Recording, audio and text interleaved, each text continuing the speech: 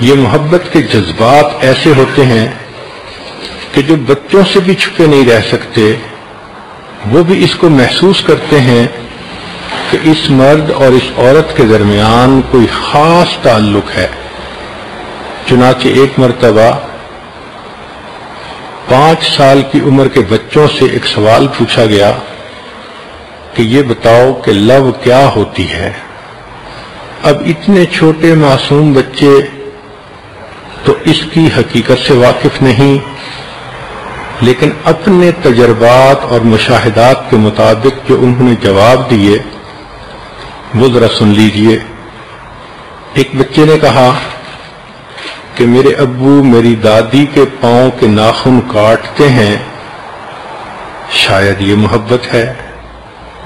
دوسرے نے کہا کہ میرے ابو میری امی کا نام مزے لے لے کر لیتے ہیں، شاید یہی محبت ہوتی ہوگی۔ ایک بچے نے کہا جب امی ابو کے لیے کافی بناتی ہیں تو ایک گھونٹ بھرتی ہیں، پھر دونوں ایک دوسرے کو مسکرا کر دیکھتے ہیں۔ ایک بچے نے کہا کہ جب امی کہتی ہے کہ یہ شرٹ اچھی ہے تو ابو اکثر اسی کو پہنتے ہیں۔ ایک نے کہا کہ کھانے کے میز پر میں نے دیکھا کہ ممی ڈیڈی کو چکن کا بہترین حصہ نکال کر دیتی ہیں۔ ایک بچے نے کہا کہ ممی دیکھتی ہیں کہ ابو کام سے آتے ہیں تو سمیلی ہوتے ہیں، پسینے کی بو آ رہی ہوتی ہے، مگر پھر ابو کو دیکھ کر کہتی ہیں کہ آپ بہت خوبصورت ہیں۔ ایک بچے نے کہا کہ ممی مجھے سوتے وقت بہت زیادہ کس کرتی ہیں، شاید اس کو محبت کہتے ہیں۔ جس بچے کا جواب سب سے بہترین تھا اس نے کہا کہ ہمارے پڑوس میں ایک بوڑھے میاں رہتے تھے، ان کی بیوی بھی بوڑھی تھی، فوت ہو گئی۔ کچھ دنوں کے بعد وہ بڑے میاں دروازے پر کرسی ڈال کے بیٹھے ہوئے تھے، میں ان کے قریب سے گزرا اور میں نے ان کو کہا کہ آپ کی بیوی کہاں چلی گئی؟ تو میری بات کو سن کر اس بوڑھے کی آنکھوں میں سے آنسو ٹپک پڑے، شاید اسی کو محبت کہتے ہیں۔ تو یہ وہ تعلق ہے کہ جو چھوٹے چھوٹے بچوں سے بھی نہیں چھپا رہتا۔ یہ اللہ رب العزت کی حکمت ہے۔ اگر عورت کی یہ محبت مرد کے دل میں نہ ہوتی، نہ گھر آباد ہوتے، نہ فیملی بنتی، نہ رشتہ داریاں ہوتی، نہ معاشرہ قائم ہوتا۔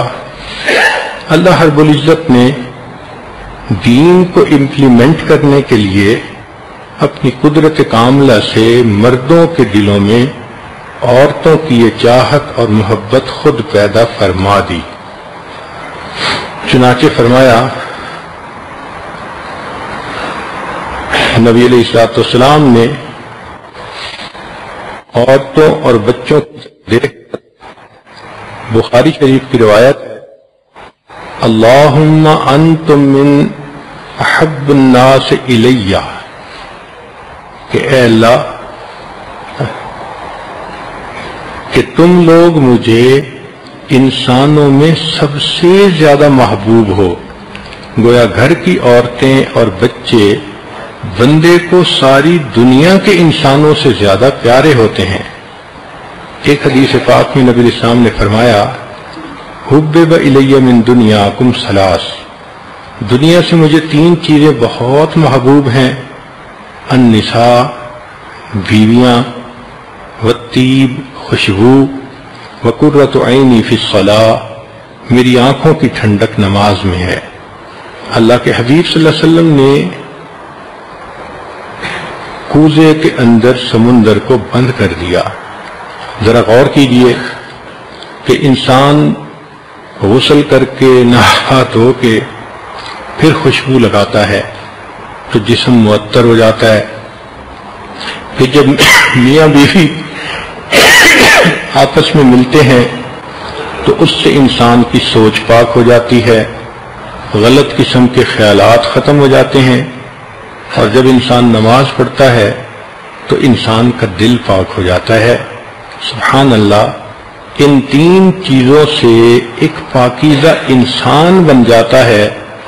انہی کے بارے میں فرمایا کہ واللہ یحب المتطہرین، اللہ تعالیٰ پاک رہنے والے لوگوں سے محبت فرماتے ہیں، جن کے جسم بھی پاک، دماغ بھی پاک اور دل سے بھی پاک ہوتے ہیں۔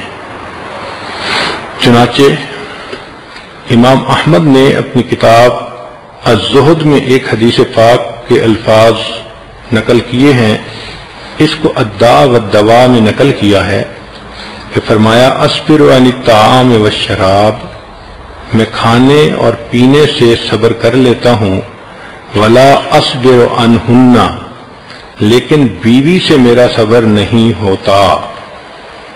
اب ذہن میں ایک بات آتی ہے کہ ایک دیندار انسان کے دل میں اتنی محبت بیوی کی کیسے ہو سکتی ہے کہ وہ کھانا بھی صبر کر لے، پینے میں بھی صبر کر لے، لیکن بیوی کے معاملے میں اس سے صبر ہی نہ ہو۔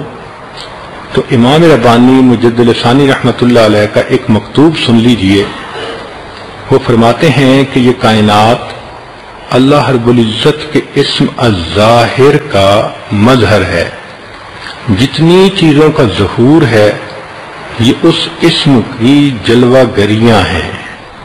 چنانچہ اللہ رب العزت نے اپنے جمال کو دکھانے کے لیے ایسی چیزوں کو پیدا کیا جو بندے کو بہت اچھی لگتی ہیں، کھانے پینے کی چیزیں، پھل ہیں، میوے ہیں، پھول ہیں۔ انسان کی رغبت ہوتی ہے کہ میں ان چیزوں کو انجوائے کروں۔